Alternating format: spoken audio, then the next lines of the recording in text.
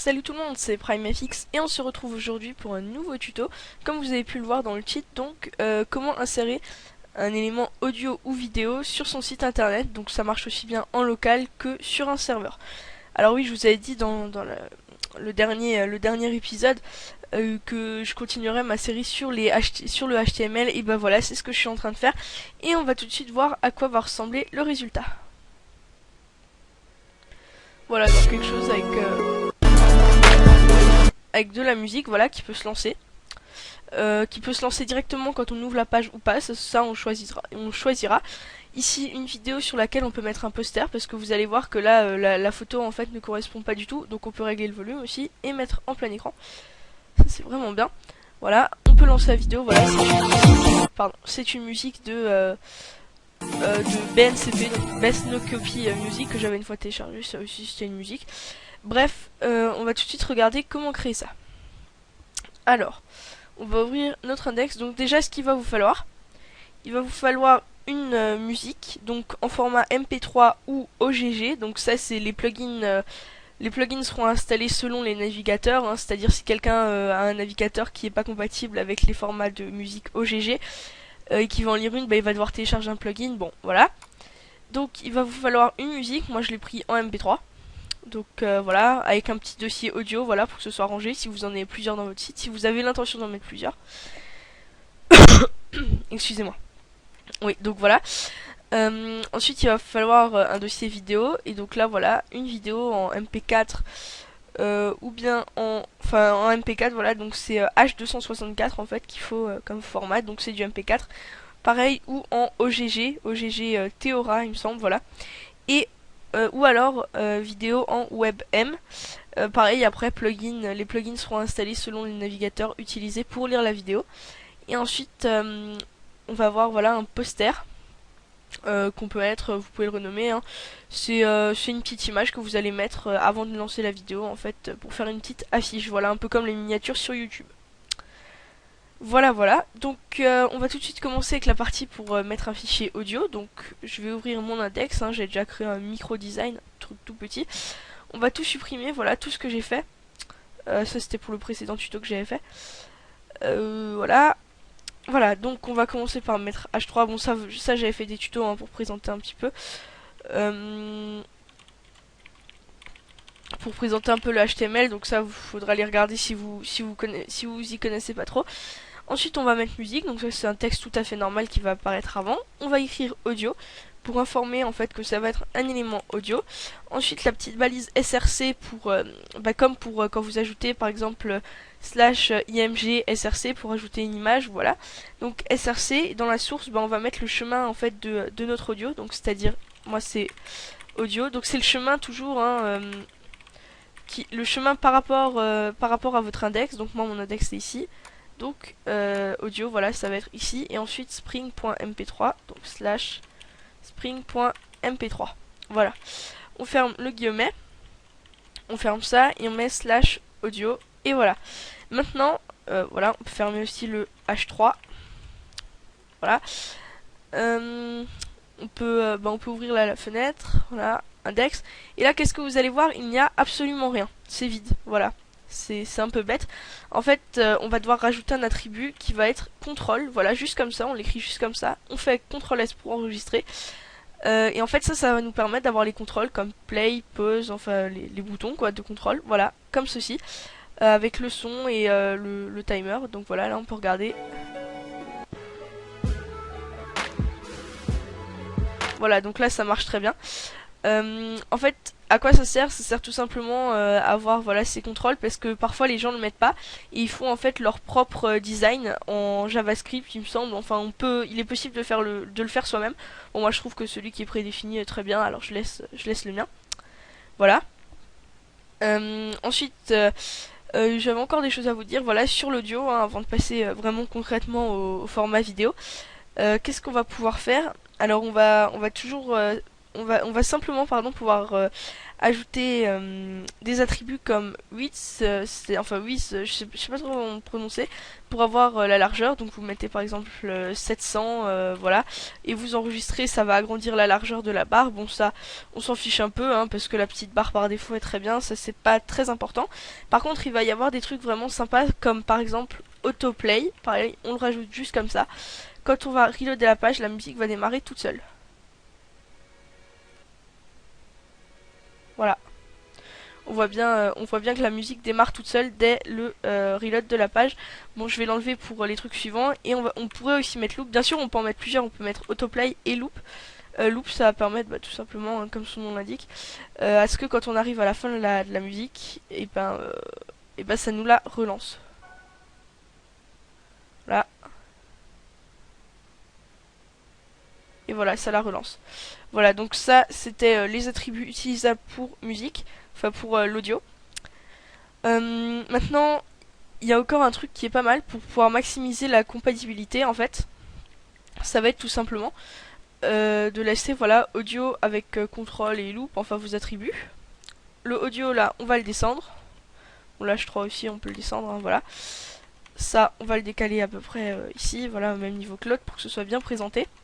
Et ensuite ici on peut mettre source égale src non, je suis en train de faire n'importe. Source src égale voilà audio slash spring.mp3. Et en fait pour maximiser la compatibilité simplement si vous avez si vous avez un autre fichier par exemple en OGG, et ben ça va permettre de maximiser la compatibilité. Donc vous allez le rajouter ici, audio slash spring.ogg par exemple, voilà. Bon, moi je l'ai pas en OGG, mais ça c'est important si vous avez vraiment l'intention de faire un gros site pour que tout le monde soit bien à l'aise dessus. C'est très important de le faire, comme ça permet aux gens d'accéder à votre musique sans avoir besoin de télécharger de plugins ou de choses comme ça qui pourraient être quand même un peu embêtant. Bon là du coup je vais mettre 2 fois MP3 juste pour vous montrer vraiment que ça marche. Donc bien sûr avec ça ici, voilà, avec contrôle et loop. Voilà.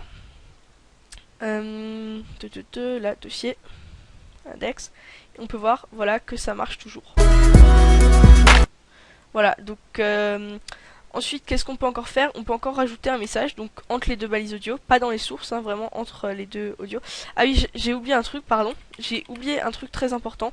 Quand vous mettez source, vous mettez une balise après, slash source, pour dire que la source est finie.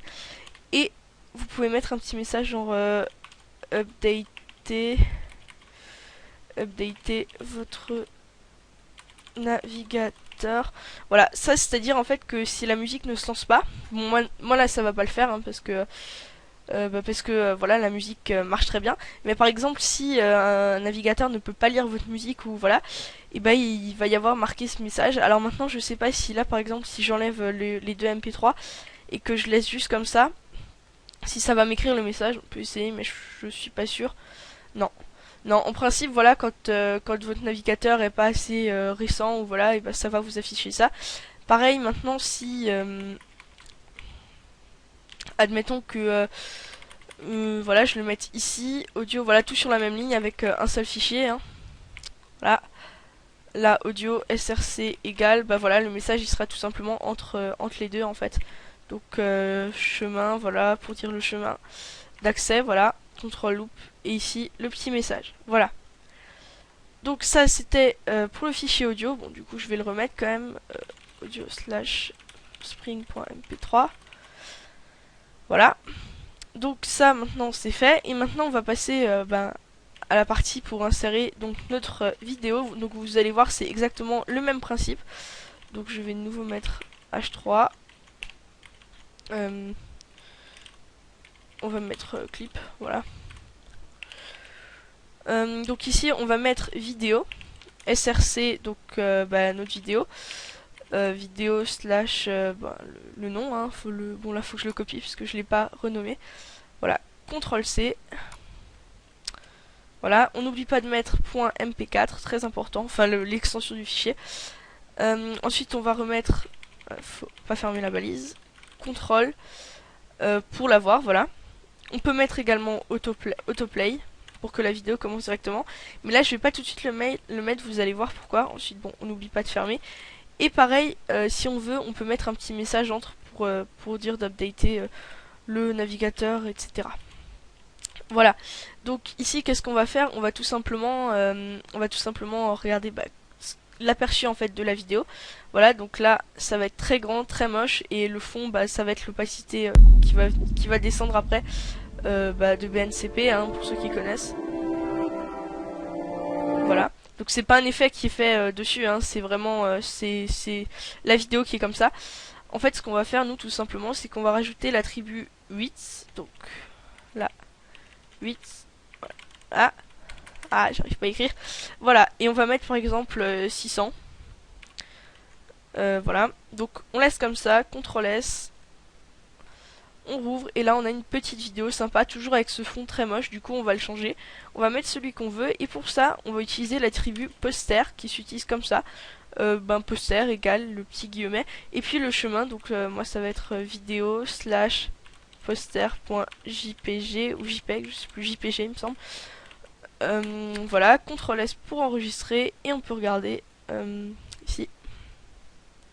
Voilà, et maintenant on a un très beau poster, voilà, et quand on lance on a à nouveau ça passe sur la musique.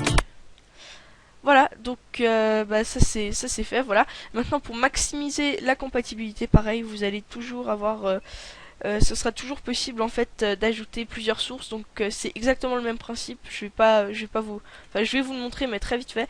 C'est-à-dire vous faites vidéo, contrôle, voilà, avec les attributs que vous voulez, avec la taille, etc. Ensuite vous mettez source, src égale votre source, voilà. Vous fermez, vous remettez slash source pour dire que la source est finie, et vous pouvez en mettre autant que vous voulez, donc dans tous les formats, je les avais dit avant, en H264, donc qui est comme le MP4, en OGG Theora, donc c'est le OGG pour les vidéos, et en WebM, voilà, c'est un autre format proposé par Google. Voilà, donc src égale, voilà, votre source, hop. Voilà, donc ça c'est juste pour vous montrer un peu à quoi ça va ressembler. Et ensuite on peut fermer vidéo. Et voilà. Donc voilà, simplement comme ça. C'est exactement le même principe qu'avant, hein, c'est tout simplement pour avoir votre vidéo, voilà. Donc pareil, ouais, je crois que je l'ai déjà dit, je sais plus. On peut ajouter autoplay, donc pour la vidéo, pour qu'elle commence directement. Par contre, ça servira à rien de mettre un poster alors que c'est en autoplay. Tout simplement parce que la vidéo va commencer directement et vous n'aurez pas le temps de le voir, voilà. Une fraction de seconde. Le temps du chargement de la page. Vous pouvez également mettre loop. Et voilà, c'est tout. Et 8, donc pour la largeur en fait. Enfin, c'est pas la largeur en fait, ça prend la diagonale. Et ça, c'est très très très important. En fait, ça adapte votre vidéo. C'est-à-dire, c'est la largeur que vous allez régler. Mais la hauteur va s'adapter en fonction, voilà, de la taille. Voilà, je crois que c'est tout pour ce tuto, hein. Je commence à faire des petites fiches en fait quand je fais les tutos où je dois noter chaque chose que je dois dire pour essayer de pas trop me perdre. Et là, apparemment j'ai tout dit, donc voilà, donc c'est fini pour ce tuto et je vous dis à bientôt pour une prochaine vidéo. Voilà, surtout n'hésitez pas à vous abonner, à liker, ça fait super plaisir. Et également à me proposer vos idées de tuto dans les commentaires de cette vidéo, mais également de toutes mes autres vidéos. Allez, ciao tout le monde et à bientôt pour une prochaine vidéo.